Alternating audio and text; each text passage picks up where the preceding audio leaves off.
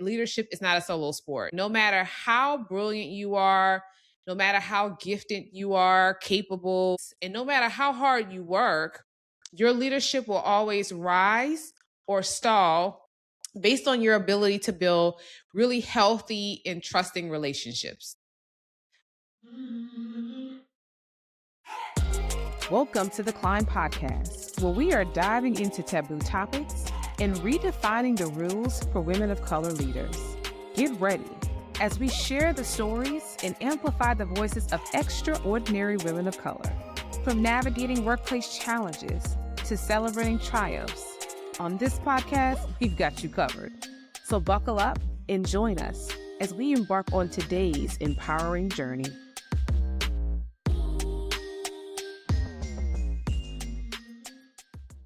Welcome to the Climb Podcast. I'm your host, Felicia Smith, the founder of The Climb. And each week we pull back the curtains on the workplace realities that women of color are facing, and we offer honest conversation, practical insights to help you to navigate and build with confidence, but most importantly, to keep climbing not alone, but together. So we have spent the last couple of episodes talking about emotional intelligence, and we have been working our way through the quadrant. And today we're going to finalize the quadrant by talking about emotional intelligence part 4, which is relationship management. Because leadership happens between people. So let's jump right in. So, okay, first things first. We talked about understanding yourself, leading yourself, understanding other people, and learning how to read the room, which I really enjoyed the episode, by the way. But emotional intelligence does not stop there, because eventually you have to build relationships. And I've learned over the years, whether that's leading teams or navigating organizations or just working as an executive, that leadership is not a solo sport. Like, no matter how brilliant you are, no matter how gifted you are, capable, all the things, and no matter how hard you work, your leadership will always rise or stall based on your ability to build really healthy and trusting relationships. Like, if you can't do that, you either gonna rise or stall, because leadership does not happen in isolation. Even when we talk about the concept, when you just talk about the word leadership, like leading somebody or leading a thing, it's all about something being led. And in order for something to be led, it has to be more than one person. Well, is that really true? Kind of, right? I mean, you can lead yourself, but I mean, what fun is that? So typically leadership happens between people.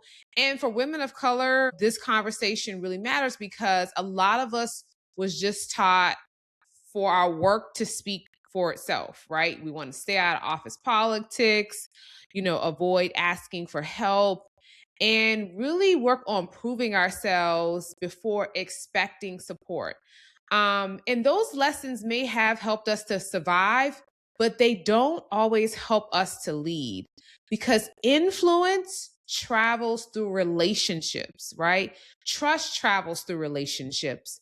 Opportunities often travel through us building relationships.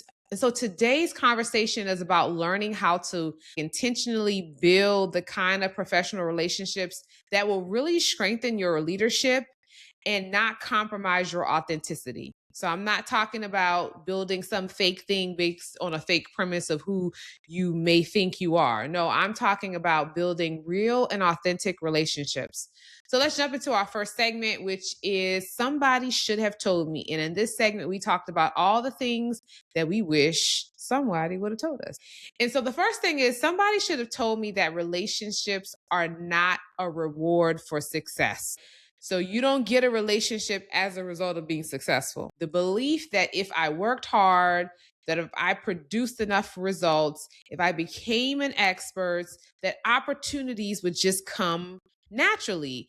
And I thought promotions were really about performance, and visibility would come just because I'm doing good work. And I thought that the work would always rise to the top. As people say, the cream rises to the top. And a portion of that is true, but then there's a portion that's not true, because I watch something that will always forever shape my career, both in a positive and a negative, because I watched someone being selected for an opportunity that on paper I was more qualified for it. And I won't just even say on paper, from every aspect, I was more qualified. They weren't the technical expert. They had not been there the longest. Or had been there for a period of time, and they weren't producing most of the work like I was. So at first, I really didn't understand it. And to be honest, I was very infuriated by it. But then I started paying closer attention, and I noticed that they built relationships across the organization, that when that position was open that I thought was mine, people called that individual's name because the leaders in that organization knew them. Their peers trusted them. People sought out their perspective. So when they spoke, others leaned in. And it wasn't because they knew more than me, but that's when I realized that what we're not taught is that people don't just invest in your ideas, right? They invest in the people they can trust. And relationship management, y'all, is all about these trust relationships. So I'm not saying that performance doesn't matter, because absolutely performance does matter, yes. But performance gets you noticed, but the relationships help people to believe in your leadership and your ability to fundamentally create change in an organization. That realization should change how you approach leadership. It'll change the way that I approach leadership, right?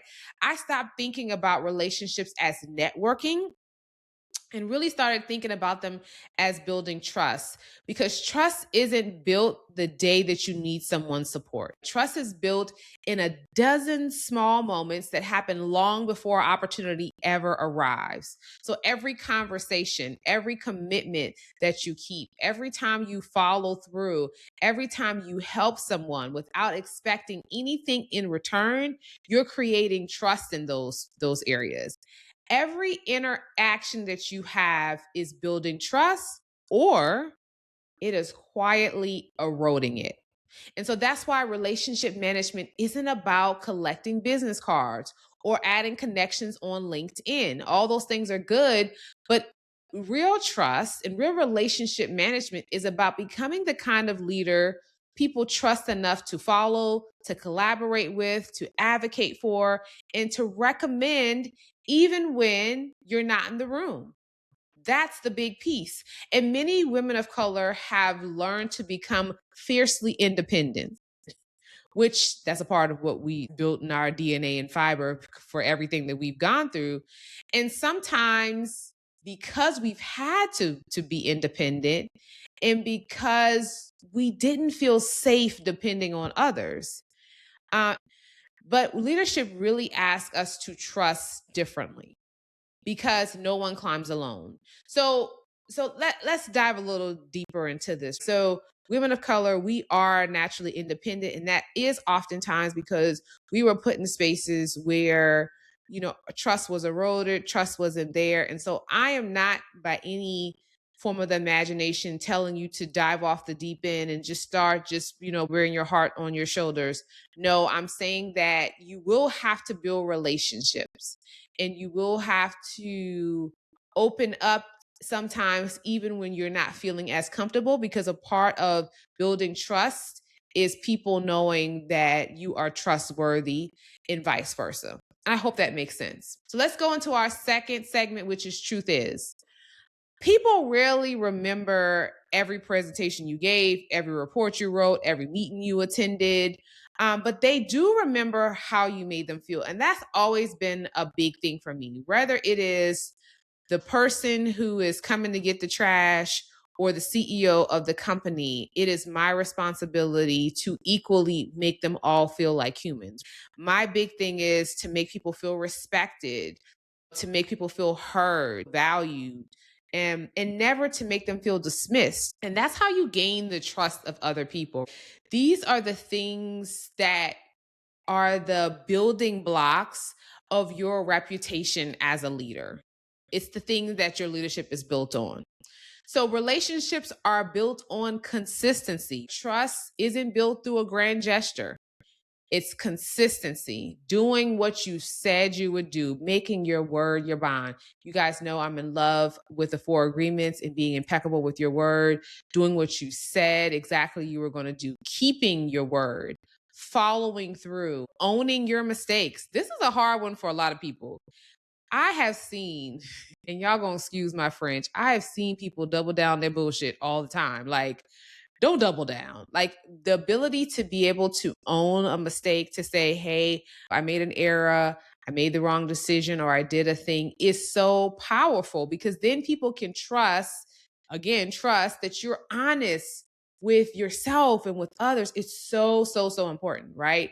Having difficult conversations with honesty and respect. So even when you know you're having a difficult conversation, not feeling like you have to chop someone down to size, but doing it in a way that gives that person integrity and respect, and they feel like they were able to get feedback in a way that didn't make them feel like a terrible person. So that's leadership maturity. So people always say that conflict destroys relationships, and that's not true. I don't believe it. I believe the thing that destroys relationships the most is avoidance. Because one of the biggest myths about leadership is that good relationships don't have conflict. Okay, healthy relationships absolutely have conflict. The difference is knowing how to navigate that, right? So instead of asking, how do I win this conversation? You're really asking yourself the question, how do I strengthen this relationship while solving this problem? And if we go back to part 2 of emotional intelligence, we talk about the stimulus and the response, right? You get a stimulus or a stimuli, and then there's a pause in between where you're asking, how do I solve the problem? And then you respond. All this comes together. That's emotional intelligence. And that's how you earn influence, because influence isn't about having authority. It's about earning credibility. People are influenced by leaders who are consistent, who are authentic in the real sense, right? Reliable, curious, respectful. You really want to be in company with leaders who you know are emotionally steady. You never want to be around a leader or become a leader who no one knows when you're going to emotionally vomit all over them. What is emotionally vomiting? That's when whatever emotion you're feeling, now you feel like you got to give it to the world. So now you got to give it to me, or and remember, energy cannot be destroyed. It can only be transferred. I don't want a transfer of another leader's energy, and I don't want to be the kind of leader that does that. So being emotionally steady, those qualities create trust, and trust creates influence. It's a big piece. Mentorship, sponsorship, community, these are especially important for us as women of color, because we are often taught to just be quiet. But again, we can't be quiet and do it by ourselves. We need mentors to give us advice. We absolutely, positively need sponsors to create opportunities, and peers for support. And sometimes peers can even create opportunities. Can't tell you how many times someone has asked me about a peer and what my thoughts were on them.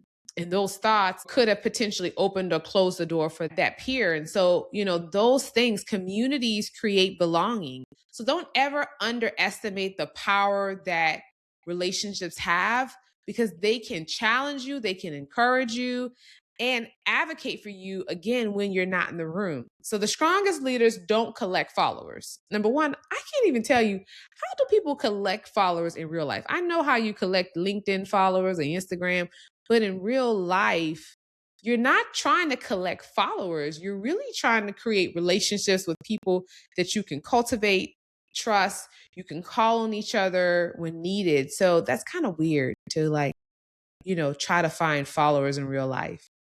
Okay, so how do you build or become a better relationship builder? So if you are a person who's like, all this is new, what about building relationships? I'm typically very independent. I'm going to tell you how you do that in our final segment, Another Rung Mended and Climbed. Okay, so we always got our 3. So we're going to talk about 3 practices. One is you have to lead with curiosity before assumption. We keep coming back to this in all of the quadrants of emotional intelligence, because a big part of emotional intelligence is getting rid of assumptions, being curious, and asking questions.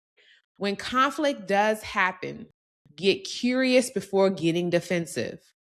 Ask questions. Ask the question, what might I be missing? What else could be true? Because curiosity creates connection. Assumptions create distance, because then you told yourself a whole story. You don't even know if it's true, but now you have assumed something and now you're putting that assumption on someone, whether true or not, and then that creates the distance. Practice 2. Make more deposits than withdrawals. Come on here. Let's give that a round of applause right there. That deserves a round of applause. Make more deposits than withdrawals. And this is something I've really been trying to teach to the young girls that I mentor, that I'm teaching. Hey, you can't only reach out to somebody when you need something, because then you're always withdrawing. You're not making any deposits. Relationships function like emotional bank accounts. When you celebrate others, that's a plus. When you keep your commitments, you're depositing. Appreciation or expressing appreciation, that's a positive. Offering help. All of those are deposits, and those deposits matter. Why? Because at some point you're going to need a withdrawal, and you can't withdraw with a negative balance. Everybody know math, banking. You can't go to the bank and take out $1,000 if all you got is $20 in there, right? And so deposits matter. So you have to, when you're relationship managing, it's not just talking to someone when you need something, but also just building a relationship and pouring into them also. So important. It's so missed in today's society. Okay, practice 3. Invest in relationships again before you need them. Don't wait until you're looking for a promotion or a recommendation. I'm going to tell you, that feels really icky. If you haven't talked to me before, and then now all of a sudden the very first time you're coming to me, you're asking me for support for your promotion, that feels icky, right? Don't wait for the recommendation or the new opportunity. Build relationships consistently when nothing's going on, because leadership isn't networking only when it's convenient. You shouldn't be doing it only when it's convenient. Leadership is building genuine connections over time. Again, relationships don't happen overnight. You got to deposit. You got to put some stuff in there. So that's our 3 practices. The reflection for this week: to think about a relationship that you've allowed to become more transactional. Then ask yourself, what would it look like to invest in this relationship with no expectation of immediate return? So I'm just pouring into the relationship, not because I want an outcome, but because I just want to genuinely build trust with this person. Because the strongest professional relationships are built on generosity, trust, and consistency, not convenience. So I'll leave you with this. People may admire your talent, and they probably do. They may respect your expertise, guaranteed. They may even appreciate your work, but they trust the leader they know. And that's the part that I missed for so many years. People trust the leaders that they know, the ones who listens to them, who follows through, the one who tells the truth, even when it's uncomfortable, who creates safety, who helps others succeed. Leadership does not happen in isolation, and it doesn't happen in transactional relationships. It happens in building real relationships and depositing more than you withdraw. And the quality of your relationship will often determine the reach of your relationship. Because leadership isn't just about what you accomplish. It's about who is willing to climb with you. And that's so true. And that is the podcast, guys. If you know someone who's been climbing and doing the work, but they're still not building the relationships that they want, perhaps it is because they don't have the right relationships. And so I want you to share this podcast with them. Share this with a woman who is learning that leadership is built one relationship at a time. And remember, we are not just climbing careers, we are building ladders. Until next time, keep climbing, keep striving. Bye. Thanks for tuning into the Climb Podcast. If you enjoyed today's episode, don't forget to subscribe, rate, and review us on wherever you listen to podcasts. For updates and behind-the-scenes content, make sure you're following us on Instagram and LinkedIn at Join the Climb. Until next time, keep climbing and keep thriving, sis. See you next episode.